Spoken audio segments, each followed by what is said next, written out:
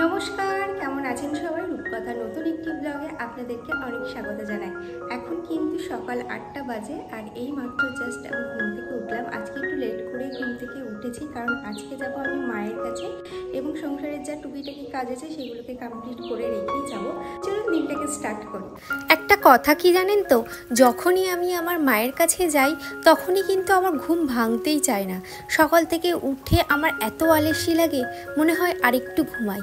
আজকে তো সংসারের বেশি কাজ নেই, আর সেই ভেবে ভেবে অনেকটাই লেট হয়ে যায়। আমি সচরাচর 8টার সময় ঘুম থেকে উঠি না, তবে যেদিন আমি মায়ের কাছে যাই সেদিন আমি একটু বেশি করেই ঘুমিয়ে নিই।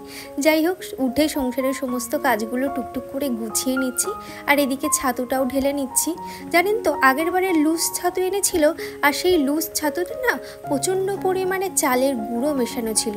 আমি টুকে দেখি চালের গুঁড়ো, তো সেটা খাওয়া বন্ধ করে দিয়েছি, দিয়ে এই প্যাকেট ছাতু আবার আনানো হয়েছে। টেবিলটাও মুছে নিচ্ছি। আর জানেন তো, মায়ের কাছে যাব বলে এত এক্সাইটেড যে সংসারের কাজগুলো তাড়াতাড়ি করে নিয়ে কখন যে আমি যাব সেই অপেক্ষাই করছি।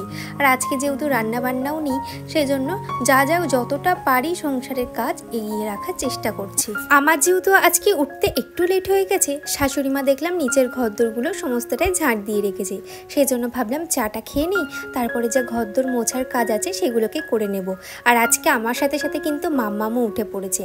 আপনারা অনেকেই জানতে চেয়েছেন আমি যে নাইটিগুলো পরি সেগুলো আমি কোথা থেকে কিনি। তো সেগুলো কিন্তু আমাদের বসিরহাট থেকেই কিনি, এবং আমার মায়ের যে দিদিমণি আছে তার কাছ থেকেও কিছু নেই। মাসিটা খুব সুন্দর সুন্দর নাইটি কিন্তু দেয়, আর ভীষণ ভালো কোয়ালিটির। আর আমি না অ্যাঙ্কেল লেন্থের নাইটি এবং এই যে কাপ্তান নাইটি এগুলো পরতে ভীষণ ভালোবাসি। হাজব্যান্ডের জন্য করে দিচ্ছি ছাতু, এবং আমি আর মাম্মাম খেয়ে নিলাম চা, আর মাম্মামকে দিলাম দুধ। তো আমাদের খাওয়া হয়ে গেছে, এবার হাজব্যান্ডকে একটু ছাতু গুলে দেবো বাতাসার জল দিয়ে। আর ও না সকালবেলা করে এটাই খায়, আর যেদিন ছাতুটা থাকে না সেদিন শুধু বাতাসার জলই খায়, যেটা আপনারা প্রত্যেকবার ব্লগে দেখে থাকে। সিক্রেট ব্লগার তাহিবা আমাকে কমেন্ট করেছে, আমি যে তোমার ভিডিওতে খালি খালি প্রশ্ন করি, এটা বলো ওটা বলো, তুমি হয়তো ভাববে আমি ওই রকম কেন করি, কারণ আমার ইউটিউব প্ল্যাটফর্মটা নতুন, অনেক কিছু জানতে ইচ্ছা করে। প্রথমত আমি কোনো কিছুই ভাবি না, আপনাদের যেটা অজানা সেটাই আমার কাছে জিজ্ঞাসা করেন, এবং আমার যতটুকু আছে আমি জানি ততটুকুই কিন্তু আপনাদের সাথে আমি শেয়ার করি। এমন নয় যে আমি সব জানি, ঠিক আছে? তো সেই জন্যই বলছি, আমার ভিতরে যতটুকু আমি জানি বা এই ইউটিউব প্ল্যাটফর্ম সম্পর্কে আমার যতটা জ্ঞান আমি আপনাদের সাথে শেয়ার করি। তোমাদের ইউটিউব সম্পর্কে যদি কিছু অজানা থাকে এবং সেই জিনিসটা যদি আমি জেনে থাকি, অবশ্যই আমাকে প্রশ্ন করবে, আমি অনায়াসে আপনাদেরকে উত্তরটা দিয়ে দেব। ঠাকুর ঘরের সামনে দিয়ে জ্যাঠার ঘর দিয়ে তো শাশুড়ি মা সবটাই ঝাঁট দিয়ে রেখেছেন সকালবেলায়, আর আমি এদিকে রান্নাঘর দিয়ে ডাইনিংটা একটু ঝাঁট দিয়ে নিচ্ছি। তাতে কি হবে, মুছতে একটু সুবিধা হবে। সকালে যে সমস্ত চায়ের বাসন ছিল সেগুলোকেও মুছে কমপ্লিট করে নেব। নিরু মমস ব্লগ দিদিভাই আমাকে কমেন্ট করেছে, সত্যি ভিডিও দেখতে দেখতে যে কখন শেষ হয়ে যায় আমি বুঝতেও পারলাম না। থ্যাংক ইউ দিদিভাই, এইভাবেই পাশে থেকো এবং সুন্দর সুন্দর কমেন্ট করো। মিতালি চৌধুরী দিদিভাই আমাকে কমেন্ট করেছে, খুব সুন্দর হয়েছে বোন ব্লগটা, আর খিচুড়ি রান্নাটা সত্যিই খুব ভালো লাগলো। সত্যি তাই, এই যে আমি মাল্টিকুক কেটেলটা নিয়েছি এটা এত ভালো এবং কাজে লাগে আপনাদের কি বলবো। আর খুব তাড়াতাড়ি জানেন তো সব কিছু বয়েল হয়ে যায়, খুব ভালো লাগে। থ্যাংক ইউ দিদিভাই, এইভাবে আমার পাশে থেকো এবং আমাকে এরকম সুন্দর সুন্দর কমেন্ট করো। ওপরের ঘরদোর মুছতে মুছতেই উমাদি এসেছিল, উমাদির সাথে কথা বলতে বলতেও বেশ খানিকটা লেট হয়ে গেছে। এবার স্নান করে রেডি হয়ে নেব, আর দেখতে থাকুন আপনারা। আর মাম্মামকেও স্নান করে নিয়ে যাব। মাম্মাম ওখানে গিয়ে স্নান করতে ভীষণ ভালোবাসে, আমার ঠাম্মার সাথে জল নিয়ে খেলা করতে পছন্দ করে।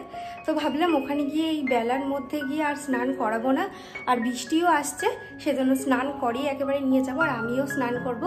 ঘরদোর একেবারে সমস্তটাই যতটা পেরেছি পরিষ্কার করে রেখেছি, এবারে স্নান করে রেডি হয়ে নেব। স্নান কমপ্লিট হয়ে গেছে, ভিজে চুলটা এবার একটু থাকুক, যতটা পারি একটু শুকিয়ে যাক, তারপরেই আবার উঁচু করে বেঁধে রেখে চলে যাব। আর এখানে আমি একটু স্কিন কেয়ার করে নিচ্ছি, তারপরে কিন্তু ফিটমি কম্প্যাক্ট পাউডার দিয়ে জাস্ট একটু ড্যাব ড্যাব করে নিচ্ছি যাতে অয়েলটা কন্ট্রোল হয়। আর আমার বেস মেকআপ বলতে এই ফিটমি কম্প্যাক্ট পাউডার আর একটু লিপস্টিক হলেই হয়ে যায়। ফাউন্ডেশন আমি খুব খুব কম ইউজ করি, বিয়ে বাড়িতে বা কোনো অকেশান ছাড়া আমি ফাউন্ডেশন ইউজ করি না। সব সময়ের সাথে এই কম্প্যাক্ট পাউডার আর লিপস্টিক। কাজলটা কোনো সময় হলেও হয়, না হলেও না হয়। আর এই যে লোহার যে ক্লিপগুলো দেখতে পাচ্ছেন, এগুলো ভীষণ ভালো, জানেন তো, পড়ে গেলেও ভাঙে না।